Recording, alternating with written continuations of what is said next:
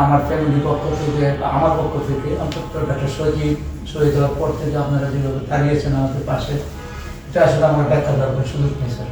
আর তারেক রহমান সাহেবকে আমি ওনাকে যথেষ্ট সালাম পৌঁছেছি।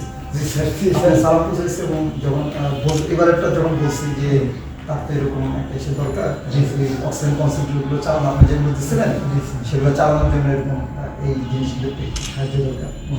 তো বললো যে অবশ্যই মানে এটার জন্য দেরি না হয়, কারণ এটা মানুষের জীবন মরণ সমস্যা, তুমি এটা যত তাড়াতাড়ি করো সেইটার জন্য ইয়ে করে দাও।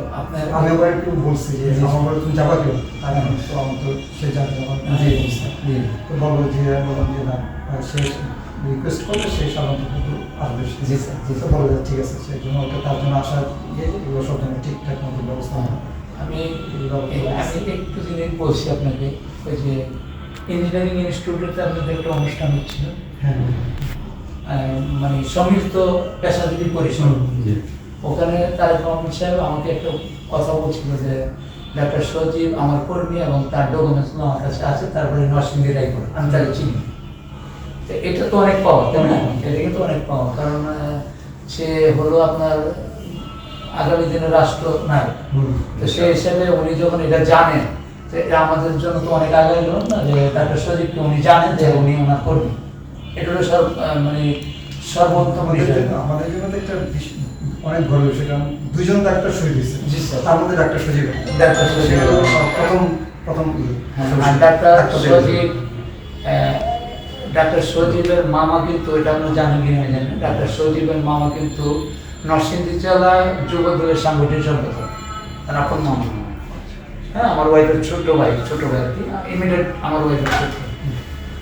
সেক্ষেত্রে আমরা তো খালি গুগল ভাই কিন্তু ওই যে তার 18 জুলাইতে শহীদ ভাই শাহাদাত বার্ষিকী পালন করলো, উনি কিন্তু কবরের পাশে উনি কিন্তু বক্তব্য দিচ্ছেন টেস্ট করে, প্রায় 10,000 নেতা কর্মীরা তার কবর জিয়ারত করছেন এবং কাজল ভাই, খোকন ভাই সহ। তো ওখানে খোকন ভাই আমাদেরকে বলছেন, উনি মাকে বলছেন এবং ঘোষণা দিয়েছেন যে এই পরিবারটা বিএনপি পরিবার। এরপরে তাছাড়া কিছু বলার থাকে ওদিকে খোকন ভাই নিজে আসছিল তো বলে যে মানে আমি তোমার বলার কাছে বসে, সেও কিন্তু বলছে যে আমি আর কি আমরা তো মানে ইয়ে করার কাজ, মানে আমি যে একটু সাহায্য করবো যতটুকু পারছি করছি, আরেকটু কমে সেটা সুযোগই পাচ্ছে না, কারণ ভারপ্রাপ্ত চেয়ারম্যান তো সে নিজেই সব নিজেই করতে, সে নিজেই টেক কেয়ার করে।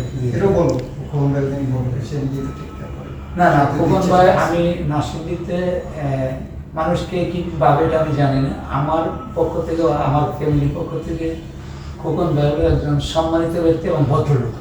তার মতো ভদ্রলোক নরসিংদীতে আমি আর কোনো নেতা, এরকম নেতা আমি দেখিনি। এবং আমি ওই দিন আমি বলছিলাম যে আপনি আসলে তো একজন মহান নেতা, কারণ হলো আপনি একজন কর্মীর জন্য যদি 2 ঘন্টা 3 ঘন্টা দাঁড়ায় থাকতে পারেন, এর থেকে তার কিছু চাওয়া পাওয়া নাই।